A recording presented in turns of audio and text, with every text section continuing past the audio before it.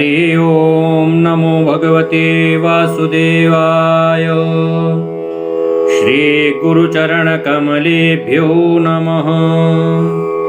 अथ तृतीयोऽध्यायः। श्रीशुक उवाच एवं व्यवसितो बुद्ध्या समाधाय मनोहृदि जजाप परमं जाप्यं प्राग्जन्मन्यनुशिक्षितं।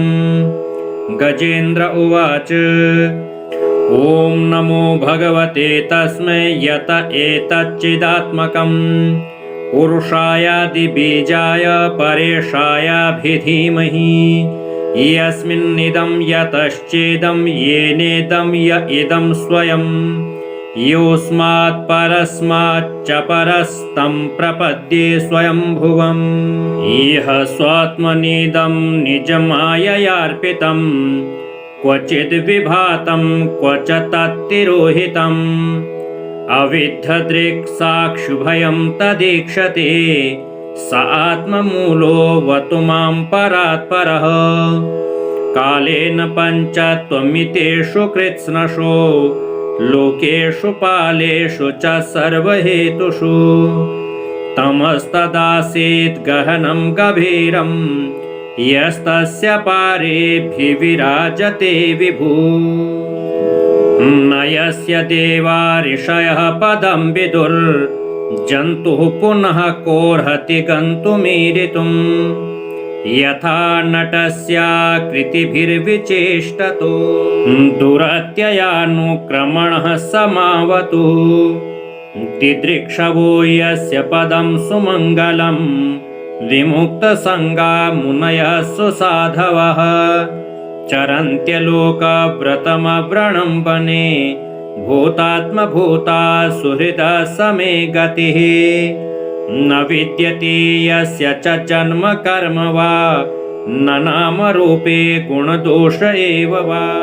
तथापि लोकाप्ययसम्भवाय यः स्वमायया तान्यनुकालमृच्छते तस्मै नमः परेशाय ब्रह्मणेऽनन्तशक्तये आरूपायोरुरूपाय नमः आश्चर्यकर्मणे नमः आत्मप्रदीपाय साक्षिणे परमात्मने नमो गिरां विदुराय मनसश्चेतसामपि सत्त्वेन प्रतिलभ्याय नैष्कर्मेण विपश्चिता नमः कैवल्यनाथाय निर्वाणसुखसंविदे नमः शान्ताय घोराय मूढाय गुणधर्मिणे निर्विशेषाय साम्याय नमो ज्ञानघनाय च क्षेत्रज्ञाय नमस्तुभ्यं सर्वाध्यक्षाय साक्षिणे पुरुषायात्ममूलाय मूलप्रकृतये नमः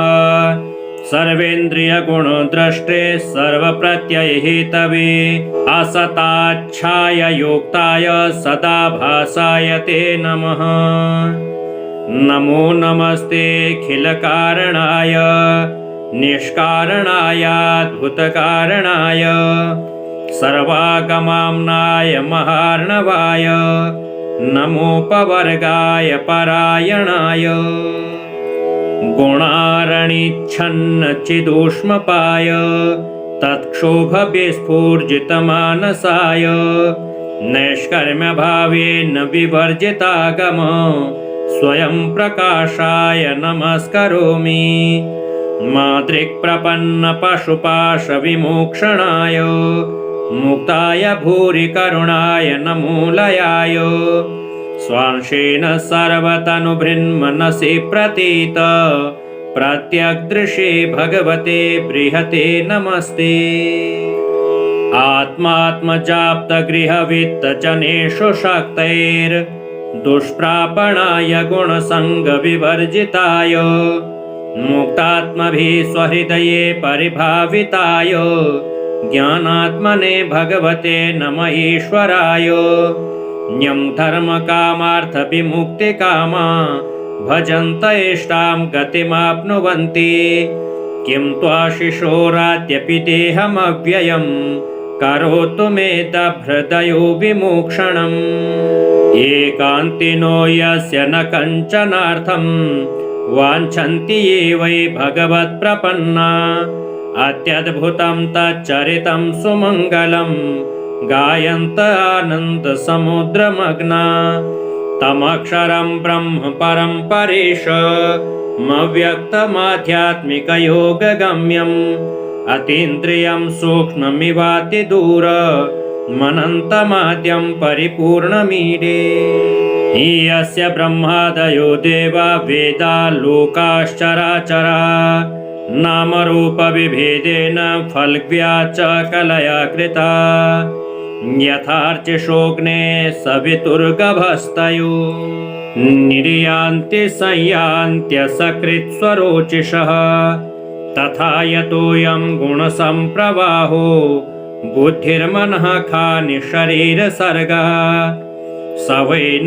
देवासुरमर्त्यतिर्यं न स्त्री न षण्ढो न पुमान् न जन्तुः नायं गुणः कर्म न सन्न चासन् निषेधशेषो जयतादशेषः जिजीविषेनाहमिहामुयाके मन्तर्बहिश्चावृतये भयोन्या इच्छामि कालेन न यस्य विप्लवस्तस्यात्मलोकावरणस्य मोक्षम् सोऽहं विश्वसृजं विश्वमविश्वं विश्ववेदसं विश्वात्मानमजं ब्रह्म प्रणतोऽस्मि परं पदं योगरन्धितकर्माणो हृदि योगविभाविते योगिनोऽयं प्रपश्यन्ति योगेशं तं नतोऽस्म्यहम् नमो नमस्तुभ्यमसह्यवेग शक्तित्रयायाखिलधिगुणाय प्रपन्नपालाय दुरन्तशक्तये कदिन्द्रियाणामनवाप्यवर्त्मने नायं वेदसमात्मानं यच्छक्त्याहं धिया हतं तं दुरत्ययमाहात्म्यं भगवन्तमितोऽस्म्यहम् श्रीशुक उवाच एवं गजेन्द्रमुपवर्णितनिर्विशेषं ब्रह्मादयो विविधलिङ्गभिदाभिमानः नैते यदोपससृपुर्निखिलात्मकत्वात् तत्राखिलामरमयो हरिराविरासि तं तद्वदार्थमुपलभ्य जगन्निवासः स्तोत्रं निशम्यति विजयी सहसंस्तुवद्भिः छन्दोमयेन गरुणेन समूह्यमानश्चक्रायुधोऽभ्यगमदाशु यतो गजेन्द्रः सोऽन्तः सरस्युरुबलेन गृहीत आर्तो